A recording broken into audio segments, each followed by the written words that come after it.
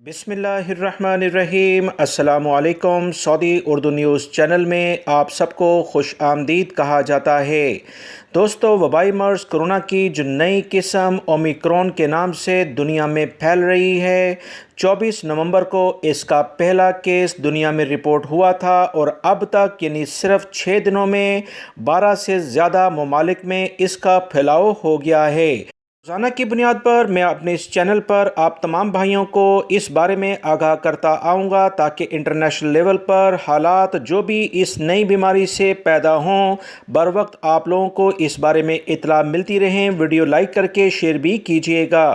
تازہ ترین جو اطلاعات عالمی ادارہ صحت کی جانب سے آئی ہیں، انہوں نے کہا ہے کہ وبائی مرض کرونا کی یہ جو بگڑتی ہوئی صورتحال ہے، اس کے بارے میں کافی تشویش پوری دنیا میں پھیل گئی ہے۔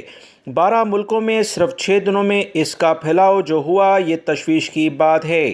انگلینڈ نے دوبارہ سے پورے انگلینڈ میں تمام مارکیٹوں میں، بسوں میں، ٹرین اور دیگر جو بھی ہر طرح کے آفیسز ہیں، ماسک کی پابندی دوبارہ سے شروع کر دی ہے۔ مشہور دوا ساز کمپنی موڈرنا کے چیف نے یہ اعلان کر دیا ہے کہ عالمی منڈی میں خطرے کی گھنٹیاں بجا دی گئی ہیں۔ کرونا وائرس کی ویکسین ممکنہ طور پر اومیکرون ویریئنٹ کے خلاف مؤثر نہیں ہوں گی۔